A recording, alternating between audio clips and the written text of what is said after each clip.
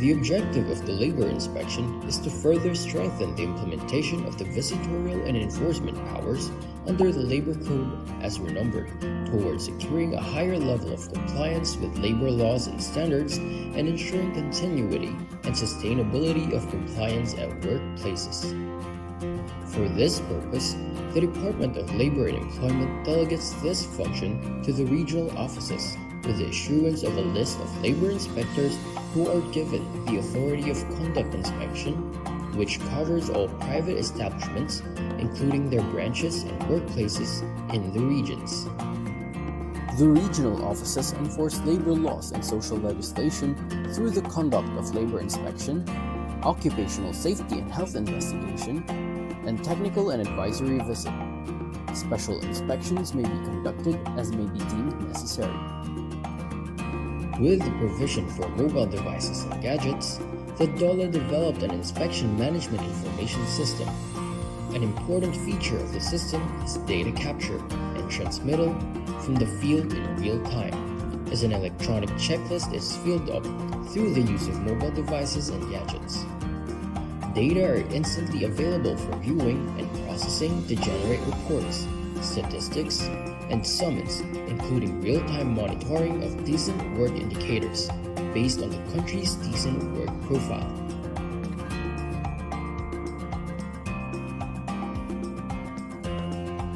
The TAV, or Technical and Advisory Visit, aims to provide assistance to the micro-establishments, or establishments that have 1 to 9 employees, to be sustainable, productive, and competitive.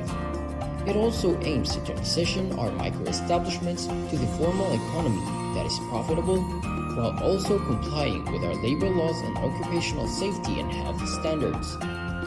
There are different ways or modalities to avail TAV. First is the online method. Establishments can enroll in the self-paced technical and advisory modules through our learning management system. For establishments that opted to go with online, they must accomplish the modules within 1 month from the time they registered. Second is on-site.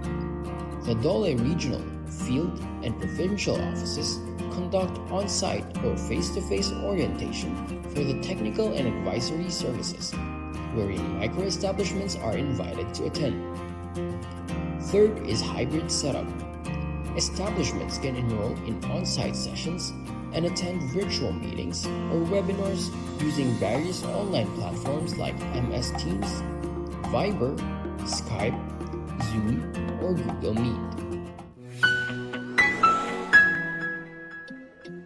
Establishment owners carry a big responsibility to comply with labor laws, including submitting reports and providing documents like payroll records during inspections. But the manual filing process is a major challenge. They need to spend time, money, and effort to fill out forms and deliver them to the DOLE office, often dealing with traffic and delays. Sometimes, there's a long wait just to confirm if the report is accurate and complete. And it's not just employers facing difficulties. DOLE employees also struggle with limited manpower and the time-consuming task of reviewing and processing these reports. The time has come for change. What's required now is a more innovative, streamlined, and efficient process for handling compliance reports, one that will simplify life not just for businesses but also for DOLE employees.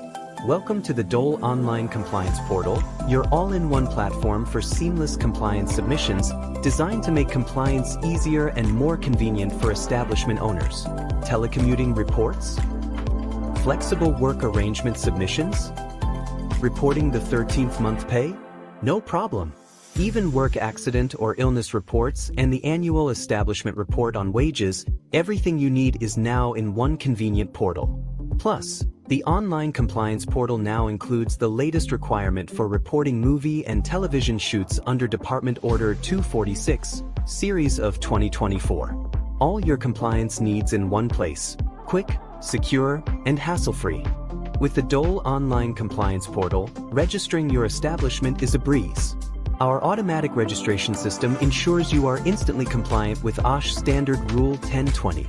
Once submitted, your certificate of registration is immediately available for download, saving you time and effort. Need to manage your workforce details? The portal allows you to upload your employees' names and details using a CSV template. Once uploaded, these details are readily available for reports like the Flexible Work Arrangement Report, where selecting affected employees is as easy as a click. If your establishment has been flagged for non-compliance during labor inspection, don't worry. Required documents can be submitted quickly and conveniently. And if you're missing certain policies, like a mental health program or OSH program, we've got you covered with downloadable templates. Submit these documents directly through the portal, where DOL inspectors will review, provide feedback, and keep you on track for compliance. With admin access on the DOL compliance portal, labor inspectors can easily review submitted reports and documents from establishments. If further verification is needed, they can schedule an online meeting through Google Meet, all within the portal. This streamlines compliance checks, saving time and making the process more efficient for everyone. It's a smarter, more efficient way to stay compliant and keep your business running smoothly. Welcome to a new era of compliance, simplified, fast, and effective with the DOL Online Compliance Portal.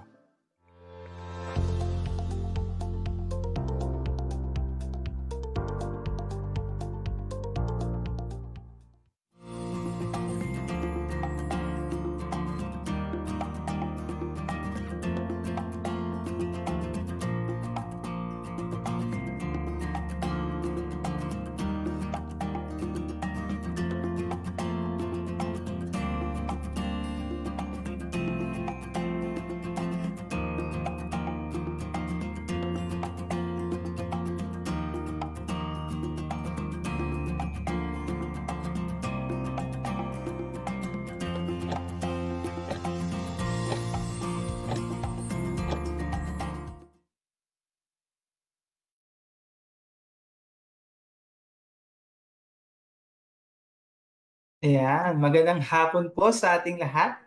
Kumusta po ang bawat isa? Kumusta ang buhay-buhay?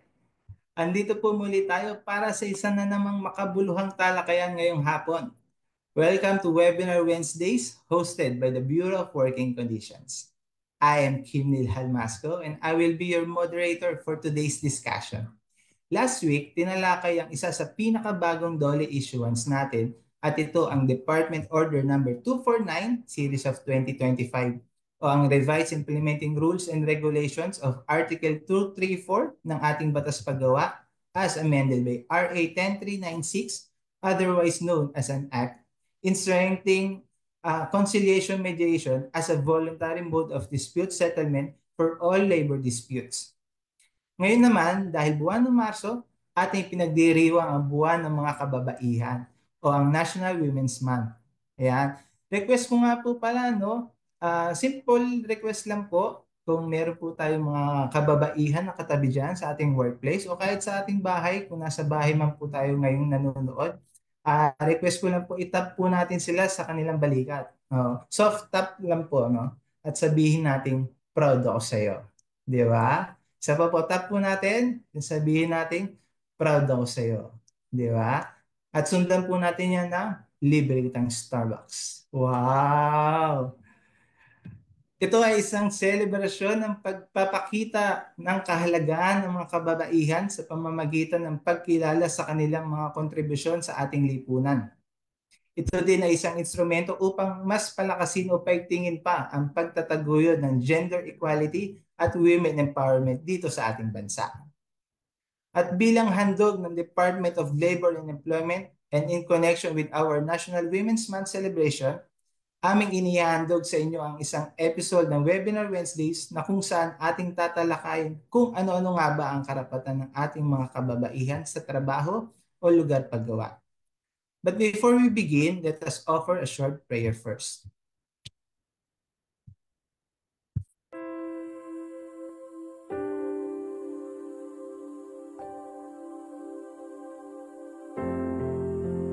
Lord, as GAD advocates, please make us effective channels for transformation. Where there is discrimination, let us all assert for equity. Where there is subordination, let us all appeal for equality. Where there is marginalization, Let us all move for empowerment. Where there is violence, let us all work for peace.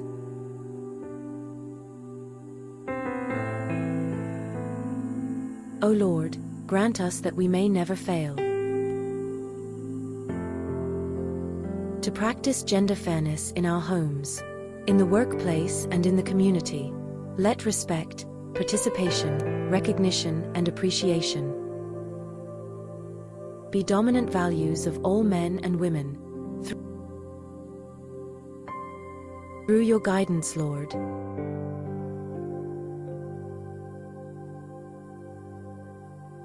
Equality and empowerment of both men and women will not be far behind. Amen.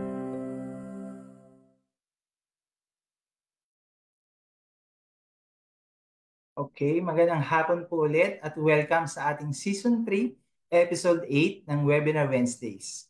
Para sa ating Facebook Live viewers, huwag po natin kalimutan na mag-like at heart react. At kung medyo generous pa po kayo, no, samahan nyo na din po ng wow reaction, di ba? And also, please share na din itong Facebook Live natin sa inyong Facebook accounts and use hashtag Webinar Wednesdays. You can also share this sa inyong mga colleagues, friends, at sa inyong mga kapamilya para mas marami pa tayo at sabay-sabay na magkaroon ng bago o dagdag na kaalaman. For your questions or inquiries, kindly use ang ating comment section po, and this will be addressed by our resource speaker after po ng kanyang lecture. And at this juncture, let us now proceed with the discussion of today's topic, which is women's rights at work. And to provide us with their insights and knowledge with the subject topic, we are privileged to have with us this afternoon our speaker, a Senior Labor and Employment Officer from the Women Workers Development Division of the Bureau of Workers with Special Concerns, or BWSC. Aming minamahal na Facebook Live viewers, let us all welcome Ms. Jonalyn S. Calibay. Good afternoon, ma'am. Good afternoon po, Sir Kim. Good afternoon sa mga viewers natin, no, at mga nanonood, nakikinig ngayong hapon. So, bago ang lahat, nais ko munang batiin kayo ng Happy Women's Month.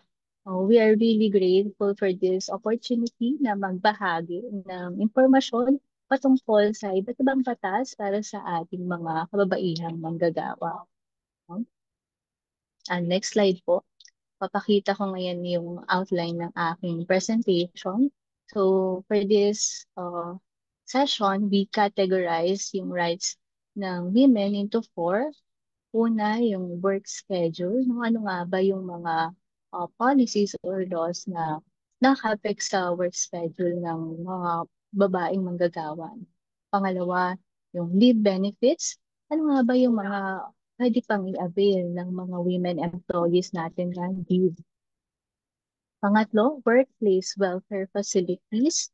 And last is yung protection against discriminatory acts. Next slide. So, una, tanungin muna natin, what makes women workers special? Bakit nga ba may mga batas para sa kababaihan? Bakit hindi na lang both sa male and female? Total, pareho naman silang workers. So one of the main reasons kung bakit is because women, unlike men, ay nakaka-experience ng pregnancy at childbirth. Special laws, na katulad ng i-discuss natin later, help ensure na yung mga empleyado natin na nagbubuntis at nanganganak ay mapaprotektahan at hindi madidiscriminate sa hiring, sa promotion, o pati na rin maapektuhan ng kanilang job security. At although yun ang main reason, isa sa mga major reason, hindi lang yan ang rason din. Meron pang mga iba pang factors such as yung vulnerability ng mga kababaihang magagawa natin sa harassment at pati na rin sa discrimination. Also, yung stereotypes and biases natin sa society ay nakaka-apekto rin, of course, sa mga employment opportunities ng ating mga kababaihang manggagawa. So itong mga batas po na ito na i-discuss natin ay mahalaga para ma-ensure natin na yung mga kababaihan natin can participate fully in the labor force. So these laws help address yung mga unique challenges na kinakaharap ng mga kababaihan when it comes to their reproductive health, yung mga care work responsibilities nila, pati na rin yung patungkol na rin sa harassment and discrimination. Next slide. So ayan, what makes women workers special? No? As a matter of fact, sa ating Philippine Constitution, nire-recognize yung mga unique challenges na ito na kinakaharap ng ating mga kababaihan, as well as yung important role nila in nation building. Section 14 ng Article 13 ng Constitution states that the state shall protect working women by providing safe and healthful working conditions, taking into account their maternal functions and such facilities and opportunities that will enhance their welfare and enable them to realize their full potential in the service of the nation. So, ngayon naman, dumako na tayo dun sa first part ng ating discussion, which is yung sa work schedule. First on our list is yung RA 10151 or yung Employment of Night Workers Act, which was enacted to amend yung certain provisions sa ating labor code, particular na dun sa night work, no? Nire-repeal nito yung Article 130 and 131 ng Labor Code, which prohibited women from working at night, no? So, itong Employment of Night Workers, nag-introduce siya ng specific requirements when assigning pregnant and nursing workers sa night shifts, no? Isa na dito sa mga requirement na to is, of course, yung certification if fit ba yung employee to render night work, no? Stating yung ano ba yung period ng pregnancy na safe siya na mag-work at night. Of course, mayroon ding mga option for alternative to night work for at least 16 weeks, no? And measures such as yung transfer to day work if possible, no? Kasi lalo na dun sa mga sensitive yung pagbubuntis. Meron ding mga proactive measures in support for night birds na inilagay dito sa batas na ito. Next naman is yung RA 10028 or the Breastfeeding and Promotion Act of 2009. Inanak ito to promote breastfeeding and support breastfeeding mothers sa workplaces. So, kasama na dito yung provision on lactation period or yung compensable breaks for nursing employees of not less than 40 minutes per every 8-hour working period. In addition pa ito dun sa kanilang time off for meals. So itong 40 minutes na to, no, hindi naman siya isang bagsakan lang. So per every 8-hour period, pwedeng putol-putol yung pag-avail dito sa lactation break. So nire-recognize ng law na ito yung importance ng breastfeeding for both the child and the mother's health. And ina-aim ito na suportahan, no, yung breastfeeding in the work of women in the workplace and public spaces. Next ay meron din tayo yung RA 8972 as amended by RA 11681, no, na nagpo-provide ng flexible work schedule for solo parents, no. This aim to help yung mga solo parent to balance yung kanilang work and family responsibilities, no, provided of course that it shall not affect yung individual and company productivity. Next slide. Ngayon naman, dumako naman tayo sa leave benefits, no? Aside doon sa existing statutory leave benefits such as yung mga service incentive leave, mayroon pang ibang mga leave benefits na maaaring i-avail ng ating mga babaeng manggagawa provided na na-meet nila yung mga qualifications for entitlement nito. No?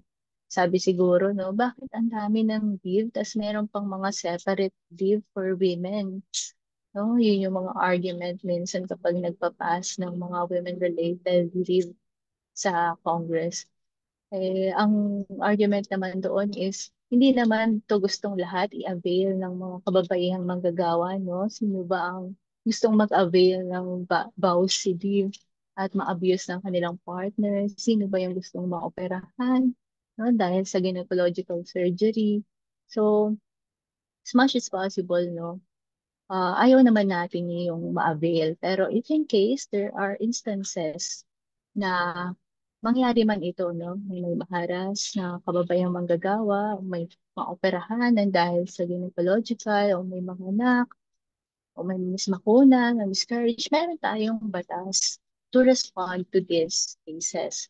So, una na dito sa mga leave benefits na ito ay yung maternity leave, no? Under Republic Act number 11210 or the 105-day expanded maternity leave law, which provides for 105 days expanded maternity leave for female workers in both the public and private sector. May option sila to extend 30 days pa as long pero walang pay na ito, no?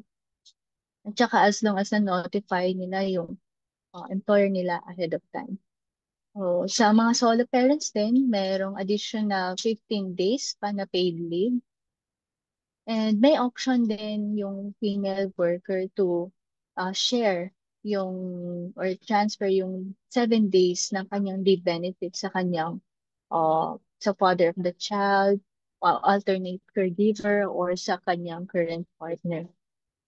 No, this law aims to provide support for working mothers during and after childbirth, recognizing yung importance, of course, ng pag-recuperate ng mother, as well as yung pag-aalaga dun sa newborn, pag-form ng bond with the baby, and of course, yung overall well-being ng mother, pati ng child.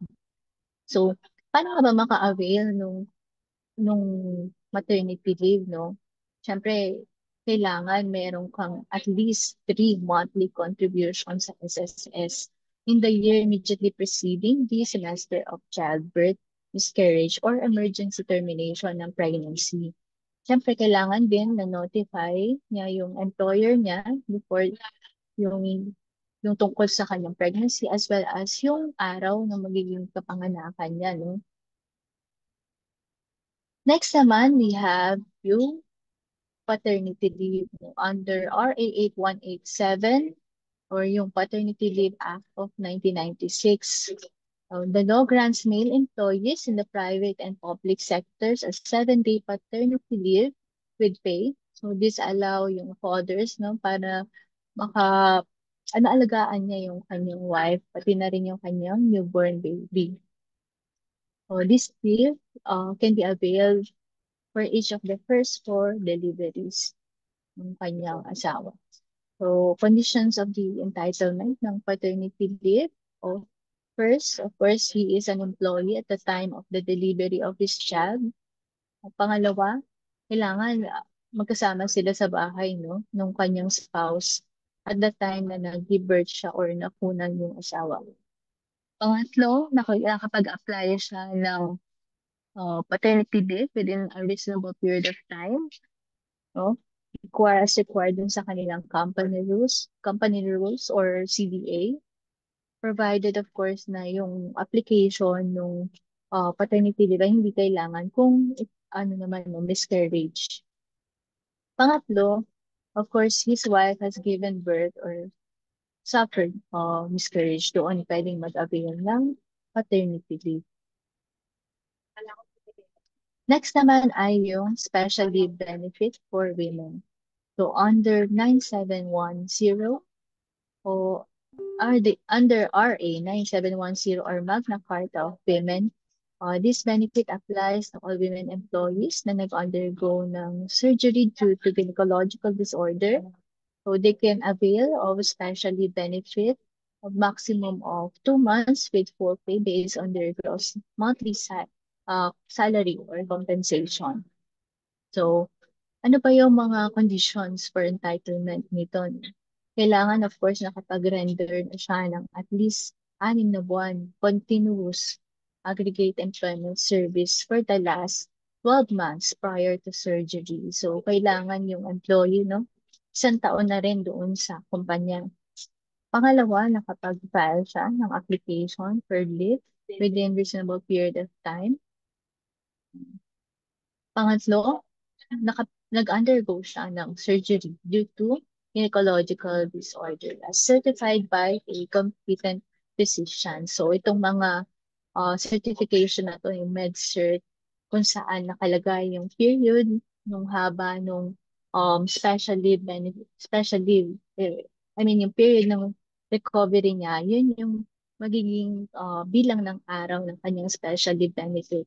For example, kung minor to, tas 10 days or 15 days ang recuperation niya, yun ang magiging special leave benefit ng employee. Next naman is the 10-day VAUSI leave under Republic Act number 9262 or the Anti-Violence Against Women and Their Children Act of 2004.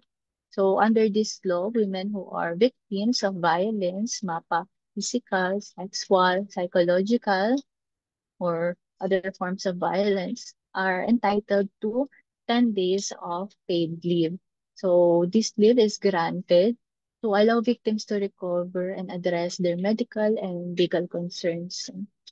So ang only requirement lang naman dito sa leave na ito is for her to present sa kanyang employer ang certification from the barangay chairman o kagawad ng barangay o kaya clerk of court or prosecutor as the case may be.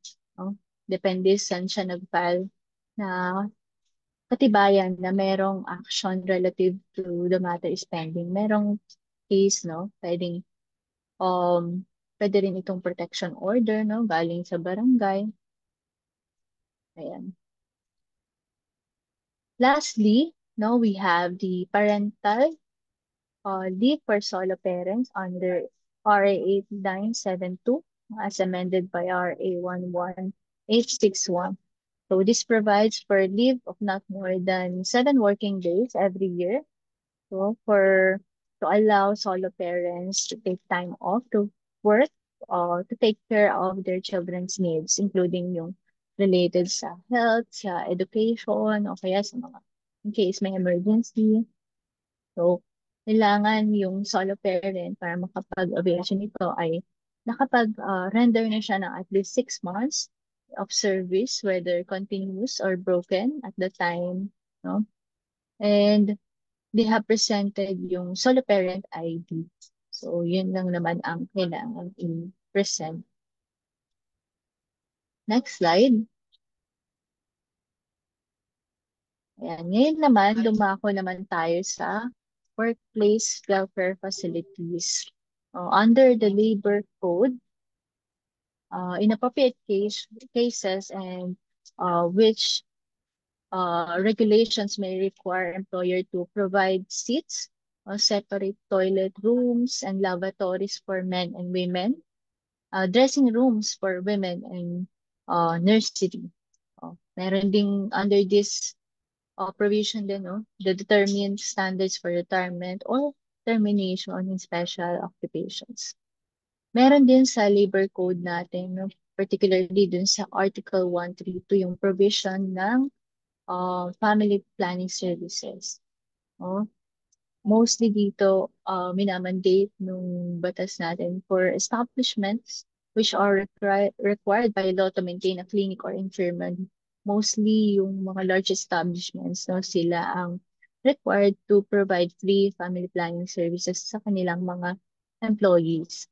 So naka-reflect ito din dun sa issuance ni DOLE na Department Order number 56-03, which provides that free family planning services may be delivered in plant through sa clinic nila or infirmary or through its equivalent such as yung mga HMO, di ba may mga family planning packages dun sa mga HMO ng employees. So, pwede doon either way. Next slide. Yan.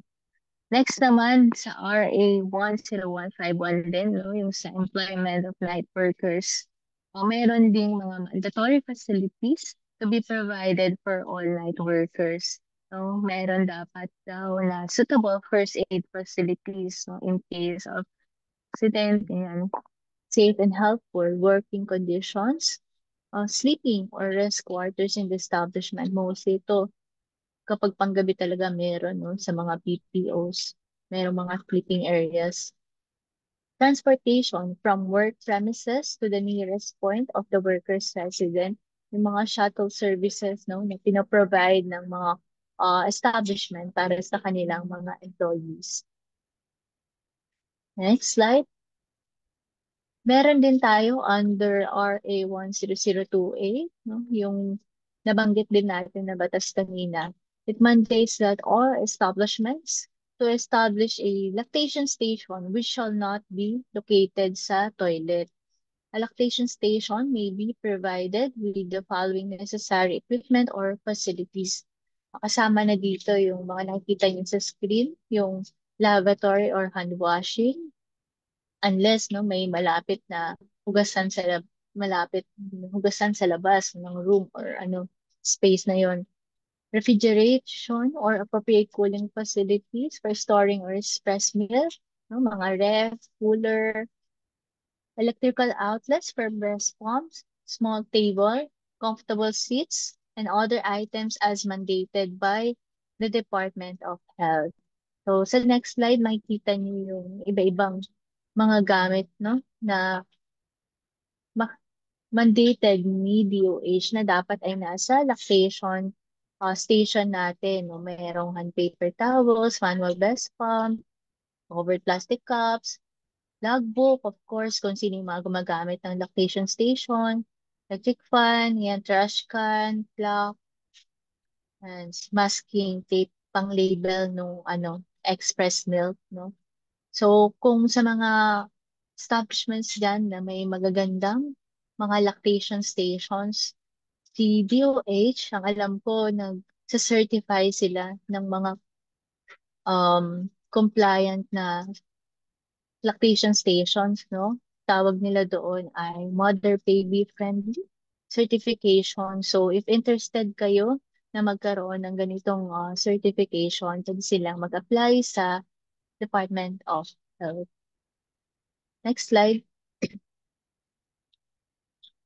Mayroon ding mga establishment, of course, na di kaya mag-set up ng lactation station katulad ng nabanggit kanina, no, na may ref talaga, na may space talaga na para dito yung upuan, yung ano.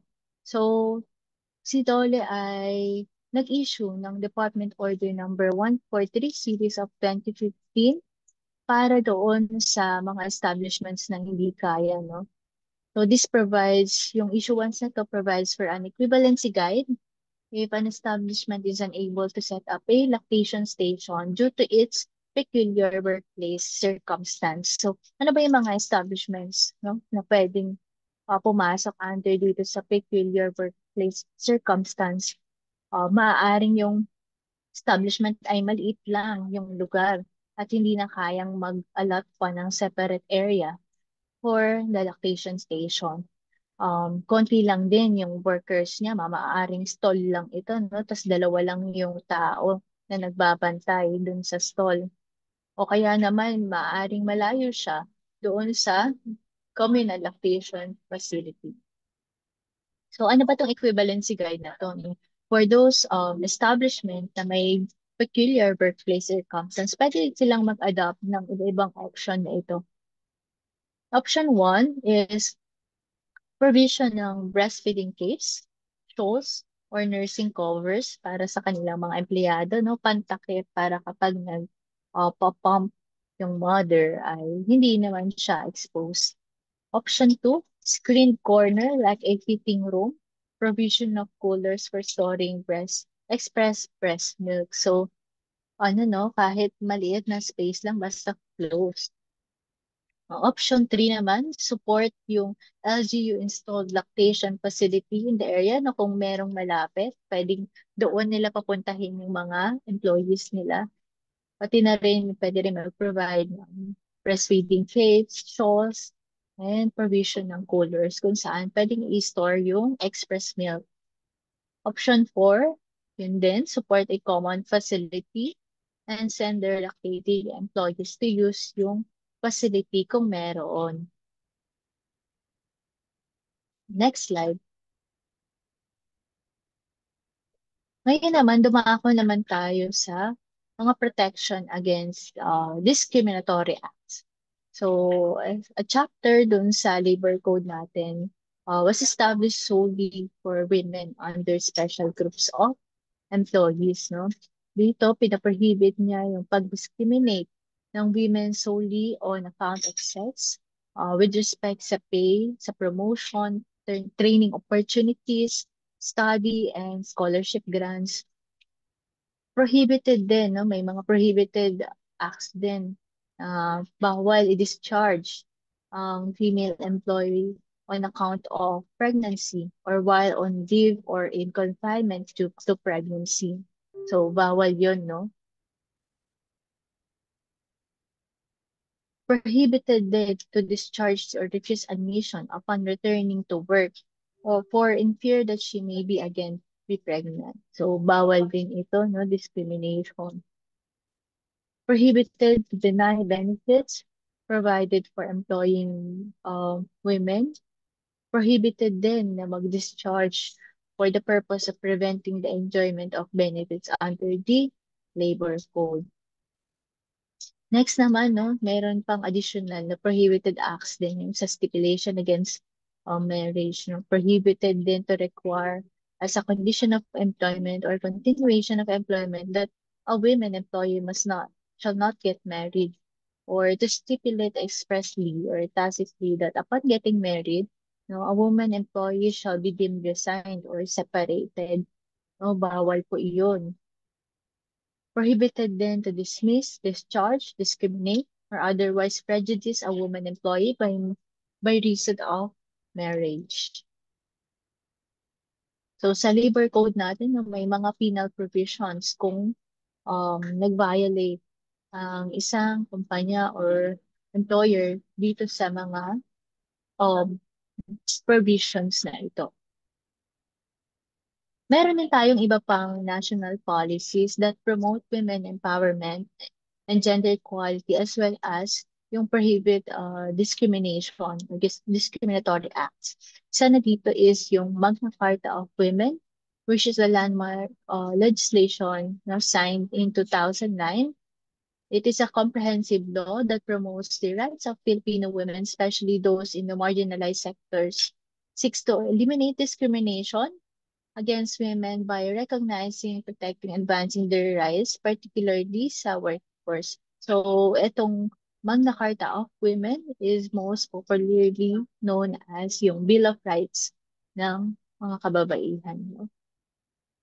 Next naman is yung nabanggit ko na rin kanina, yung R8972.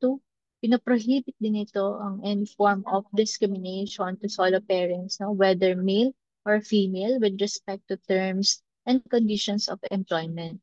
No, itong parental leave naman kasi for solo parents, hindi lang naman siya for women employees. Pwede rin siya sa mga male employees na solo parent. So, kasama lang kasi siya dito sa discussion natin dahil nga karamihan yung based sa statistics, karamihan ng mga solo parent ay mga kababaihan. Nandito rin yung RA 10151 which repealed yung Articles 130 nga and 131 ng Labor Code na nabanggit ko rin kanina. It prohibit work discrimination of women night workers on account of pregnancy. In particular, yung pinaprohibit na yung dismissal for reason of pregnancy, childbirth, and childcare responsibilities, loss of benefits regarding her employment status, seniority, and access to promotion, which may attach to her night work position, except for just an authorized cause. So, hindi pala nailagay dito sa slide, pero kasama rin sa mga um, protection against discriminatory acts, yung Anti-Age Discrimination in Employment Act, no? Which from the name itself prohibits discrimination on the basis of age. So, kasama yan sa mga discrimination laws natin against discrimination. Ito naman, no, kasama rin sa Protection Against Discriminatory Act ay ang Republic number 7877 at saka RA 11313. Bakit nga ba kasama sila? Sexual harassment naman ito, hindi naman ito discrimination, no? Kasi daw sa sexual harassment, ang root cause din talaga niya ay discrimination. Kasi there is an equal power, no, between the harasser, the perpetrator, and the victim. So, mas maliit ang tingin ng perpetrator doon sa victim. Kaya, nagagawa niyang mag-commit ng mga ganitong acts, no? Yung RA 7877, ito daw yung first law governing work-related sexual harassment cases. This aims to prevent and address sexual harassment in the workplace, educational institutions, and training institutions din. So under this law, no, yung perpetrator may be the employer or any person with authority, influence, and moral ascendancy over another. This may be the boss to her secretary or staff, the HR to an applicant, o basta mayroong authority to influence and moral ascendancy. Pwede siyang maging perpetrator dito under the law. Sa RA 11313 naman, this supplements naman yung RA 7877 and provides mechanisms for the protection of both sexes in virtually all kinds of spaces, no? Hindi na lang sa workplace and educational and training institutions. In-expand na nito to cover na rin yung public spaces and streets, pati na rin yung cyberspace or online platforms, no? Ano ba yung responsibilidad ng establishment dito? Of course, employers or other persons with authority, influence, and moral ascendancy in a workplace shall have the duty to prevent, deter, or punish the performance of any acts of gender-based sexual harassment in the workplace, no? Under Section 19 ito ng RA 11313. Next slide. So ano nga ba yung mga mahalagang tandaan natin, no, about dito sa mga batas na ito?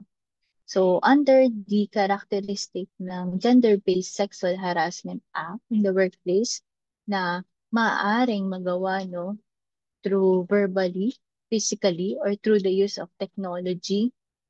Kasi itong RA 11313, no, sabi natin kanina, may iba-ibang medium na rin, ay iba-ibang lugar, in all kinds of spaces. O kasama na yung online or cyberspace. So, pwede na rin yung through the use, no, ng technology.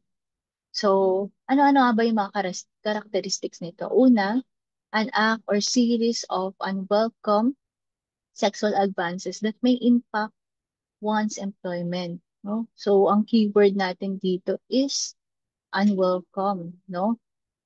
Sexual harassment dito can be single din or series of unwelcome sexual advances. So these are actions or behavior that without the consent ng victim, no, and affect yung performance ng victim ng kanyang trabaho, pati na rin yung relationship niya sa mga co-workers niya. So for example nito yung mga unwelcome comments ng boss niya, for example, sa appearance ng employee, o kaya mga sinasabihan siya na ang sexy mo naman, ganyan, sarap mo naman, ganyan. Even if the comments are intended, no, as compliments, they are unwanted and sexual in nature, and thus may create a hostile, no, intimidating environment. No? Another example din yung mga unsolicited physical touch, no? hawakan ka sa balikat, sa likod, sa ulo, kahit na despite yung pag-express ng employee ng kanyang discomfort. So, even though yung physical touch ay innocent, no, and it is unwelcome, and it can create yung intimidating environment din sa work worker na rin. No? Second, yung conduct is sexual in nature or based on sex. So, the conduct in question must be sexual in nature, meaning it involves yung sexual comments or inappropriate behavior or anything related to an individual's gender, sexual orientation, or identity. So, ang example, yung katulad kanina nabanggit ko na making sexual comments, no, about a colleague or making green jokes, which creates a disrespectful or intrusive environment for the victim. So, pangatlo is an intimidating, hostile, or humiliating environment for the victim, no? Nabanggit ko din. So, kasi sexual harassment is not only about the act, no? Yung mismong GBSH Act, but also about the impact of the act to the victim, no? Paano ba naka-apekto yung act na yun doon sa biktima? Sa kanyang way ng pagtatrabaho, sa work performance niya, sa pakikitungo niya sa tao, yung ability niya to function in the workplace, yung kanyang job satisfaction. So, tandaan lang din natin, no, na yung batas natin takes on the victim-centered approach which prioritizes yung effect ng GBSH Act doon sa biktima regardless doon sa intent ng perpetrator. No, kahit na hindi naman niya intensyon na mangharas, hindi naman nag-joke lang ako, green joke lang yan. If yung act niya ay sexual in nature, unwelcome or unwanted siya sa recipient without consent, no, and nakaka-create ng hostile, intimidating, and humiliating environment para sa biktima, then it is considered as a gender-based sexual harassment. So, some examples of GBSH Act in the workplace, no? Sobrang madaming pwedeng maging example, pero magbibigay lang tayo ng ilan aside dun sa nabanggit na natin sa kanina, no? First, unwelcome remarks and actions that are sexual in nature and pertaining to one's sex, gender, or SOGI. So, ayan, no? Pangalawa, yung mga remarks and actions or even jokes that are offensive to the recipient, such as yung cursing, limiting, intrusive gazing, and taunting, ayan, sexist, misogynistic, homophobic, and transphobic comments.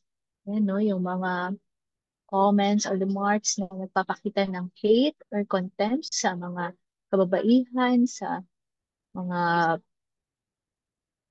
people, no, with diverse SOGI, no, such as yung mga gays, lesbians, mga transgender na mga kasama natin sa workplace. And ang apat, uploading of one's photo, video, and or audio recording without consent. No, consider din siya as a GBSH.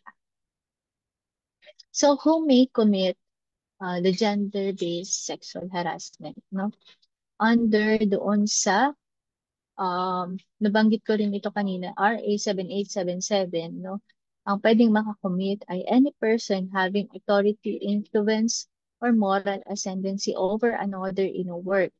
While doon sa RA 11313 or Safe Spaces Act, no?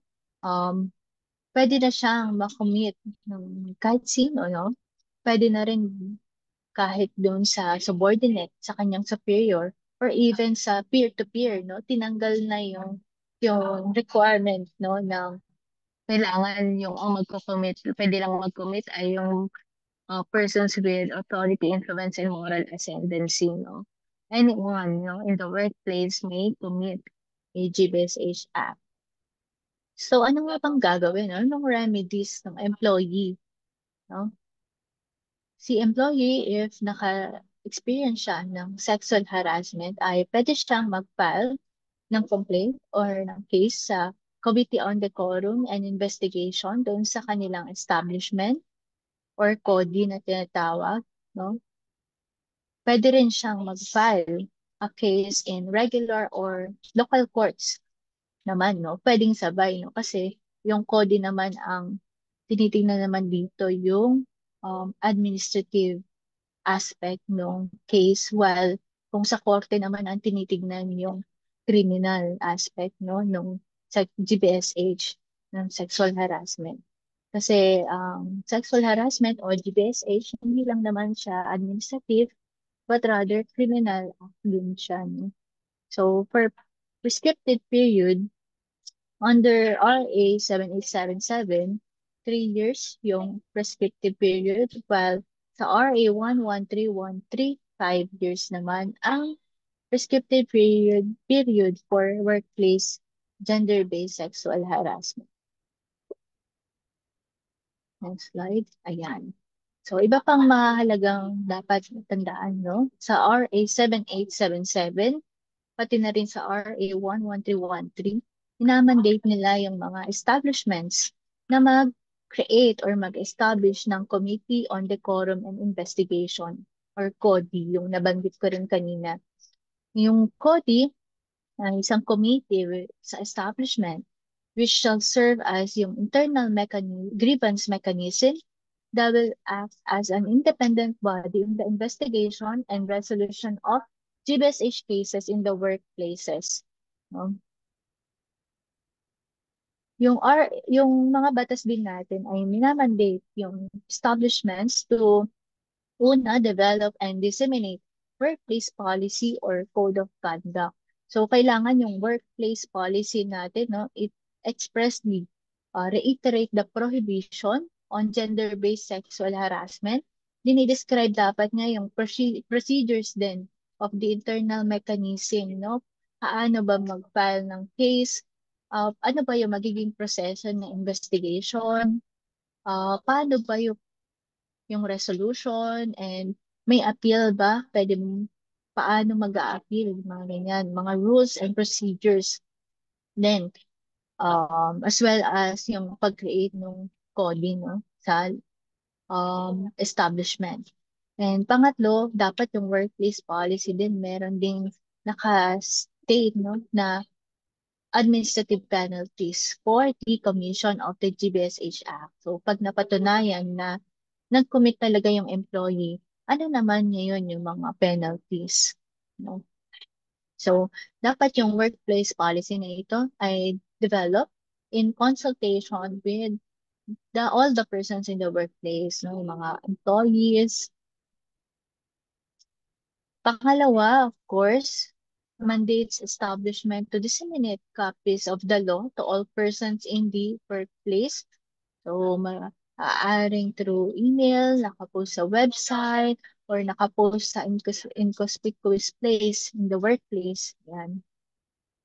Para ma-ensure na aware yung mga employees about the policy. And pangatlo, provide measures to prevent gender-based sexual harassment in the workplace, no? Pwedeng through trainings on gender sensitivity, orientations on GBV, among others.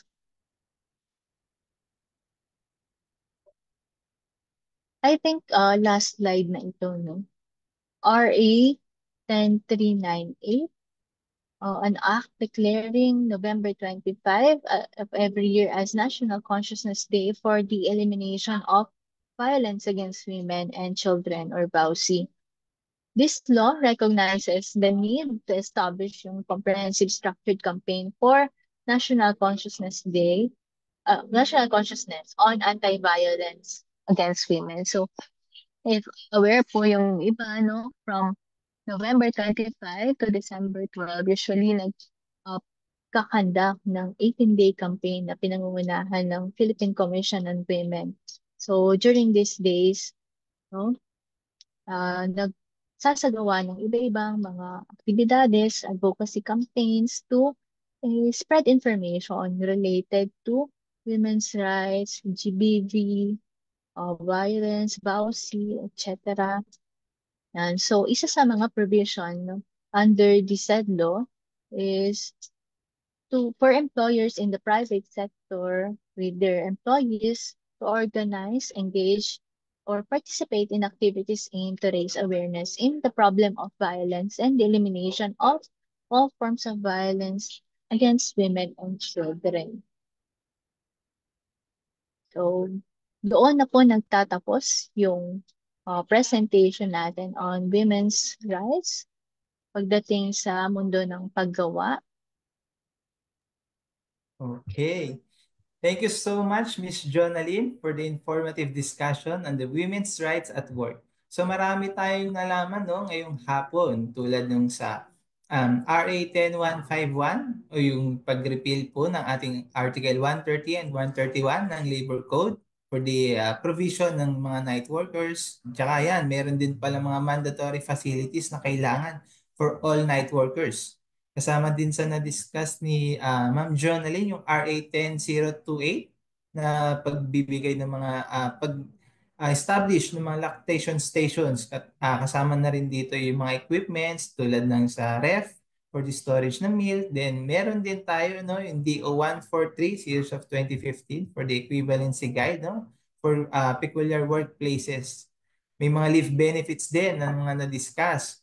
So for the maternity leave, especially for women, VAUC leave, paternal leave for solo parents, no? So marami po mga karapatan ng mga kababaihan po sa ating lugar paggawa. No? Marami salamat po, Miss Jonalyn. And now, let's proceed sa ating question and answer portion o segment. Kung may mga pahabol pa po tayong mga tanong, no, maaari nyo pa itong i-type sa ating comment section. Okay. And for our first question, Ms. Jonalyn, maaari po bang ma-extend ang 10-day VAUC leave sakali magamit na ito lahat ng biktima? Okay. Regarding dun sa VAUC leave, no, stated sa ating batas, maaari siyang ma-extend. It is extendable kung kailangan as long as there is an application of a protection order, investigation or trial relative to VAUC as certified, no, based doon sa Section 42 ng ating batas. So, pwede siyang i-grant ng employer. Okay, thank you. And for our second question po, mga kasal na lalaki lang po ba ang qualified na gumamit ng paternal leave? Yes, regarding dyan, under din sa ating batas, yung sa ating paternity leave law, kailangan legally married, no? And cohabitating dapat yung lalaki with the spouse para maging eligible siya doon sa paternity leave. Requirement na hinihingi din yung marriage certificate kapag magpa-file ka ng paternity leave. Okay, thank you po. For our third question, how is this special leave benefit for women implemented or applied when the women employee was on maternity leave when she contracted a gynecological disorder requiring surgical operation?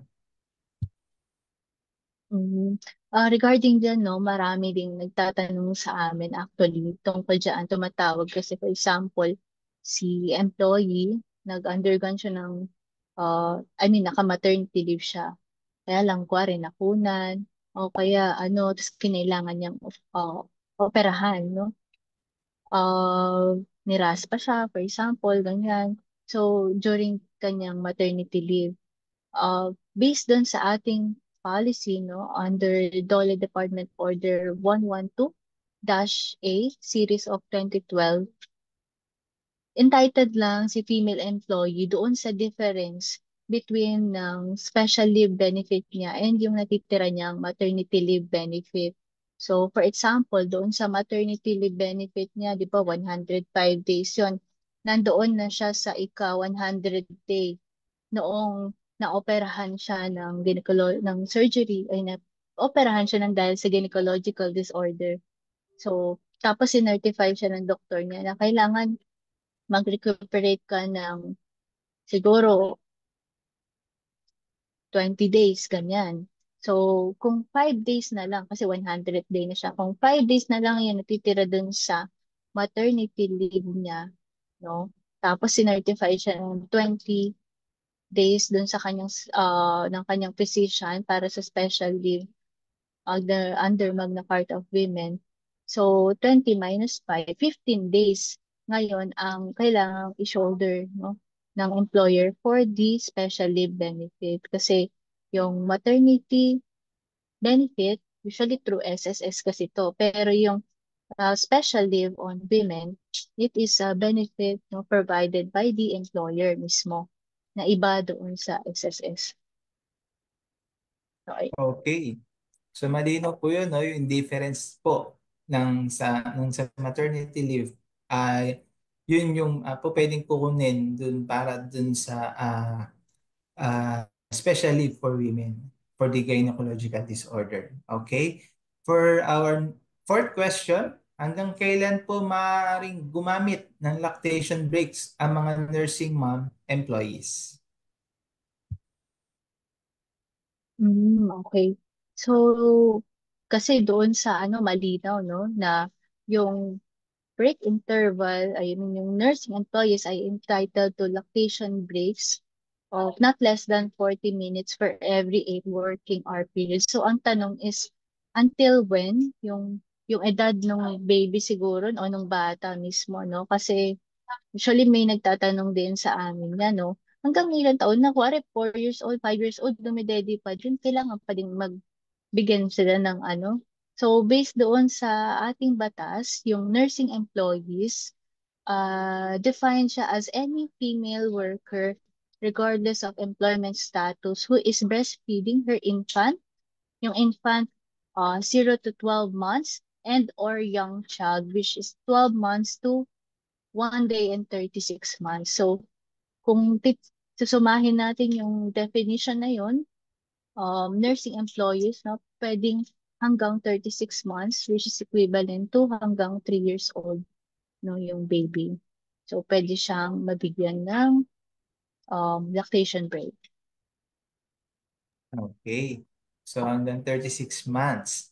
Okay, for our question number 5. Pwede po bang magbigay ng maternity leave sa kapatid o kamag-anak ng empleyado ng anak na mag-aalaga sa kanya?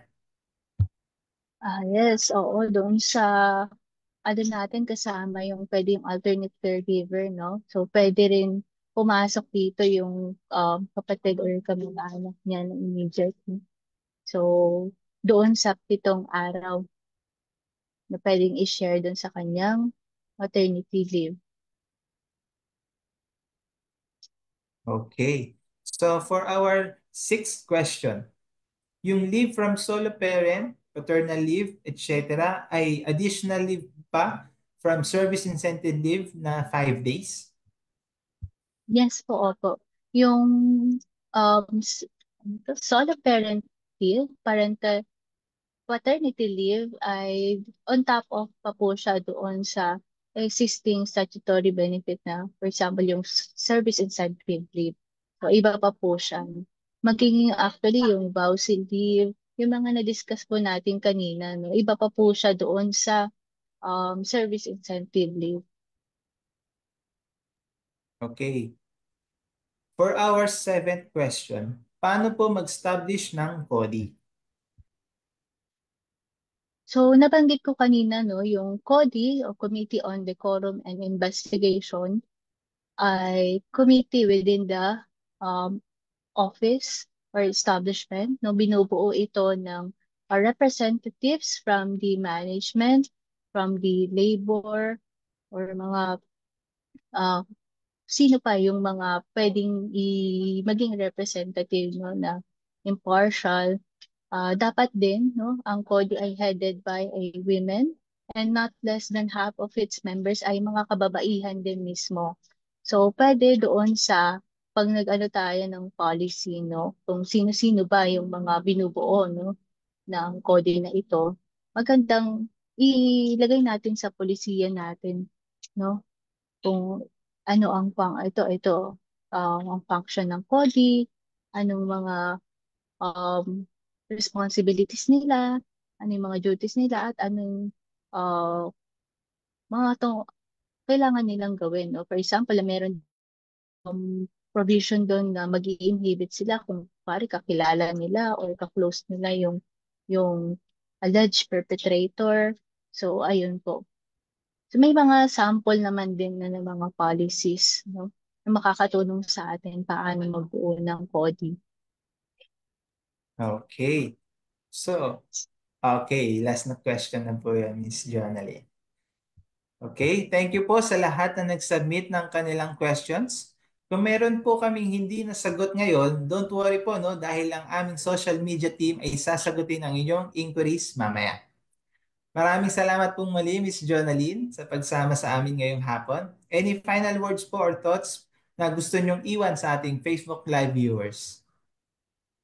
Siguro bago ako magtapos, gusto ko lang ulit magpasalamat for inviting the Bureau to share information about this topic.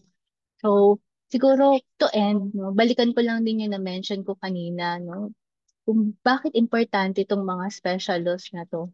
So, we have special laws on working women because women face unique challenges such as yung sa reproductive health, the discrimination, harassment, mga care work responsibilities, and many more. No? So itong mga batas na to, mahalaga ito to ensure na yung mga kababaihan natin ay makapag-participate sa ating labor force. So as we continue to move forward, no, kailangan mahalaga na ni-recognize natin yung mga karapatan na ito, no, hindi lang sa pag-intindi sa kanila but also ensuring na nako-comply siya sa mga establishments natin. So every woman deserves to be treated equally, no? Equal with respect, and responsibilidad natin to sa society na ma-ensure na protektahan natin yung ating mga kababaihan. And in case na mayroon tayong alam na hindi sumusunod or nagpa-violate dito, no, ipagpaalam natin, no, pwede tayong tumawag sa DOL 1349 para magtanong, or pwede tayong sumangguni sa pinakamalapit na DOL Regional or Field Office. So, yun lamang lang. Thank you very much for your attention. Maraming salamat po ulit. Happy Women's Month. Okay po. Thank you, Ms. Jonalyn, no? From the Bureau of Workers with Special Concerns. Thank you so much, Ms. Jonalyn Kalipay.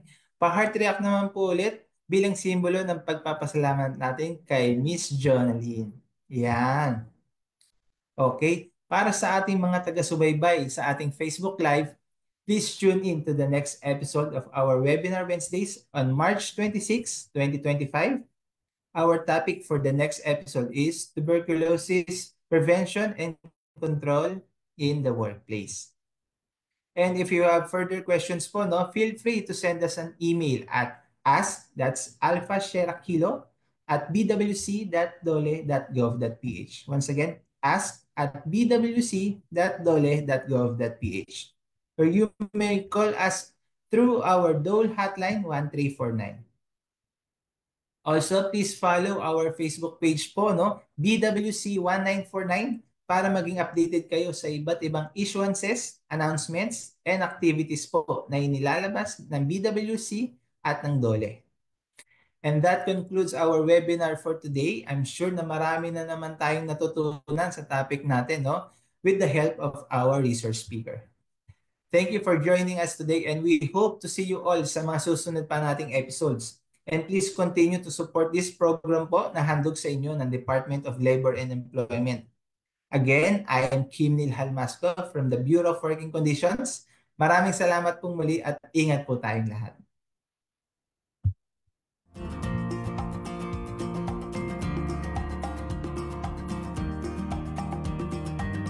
Para sa mga katanungan at karagdagang impormasyon, maaari po tayong tumawag sa DOLE Hotline 1349 o sumanguni sa mga DOLE Regional Field Office na nakakasakop sa inyong lugar paggawa.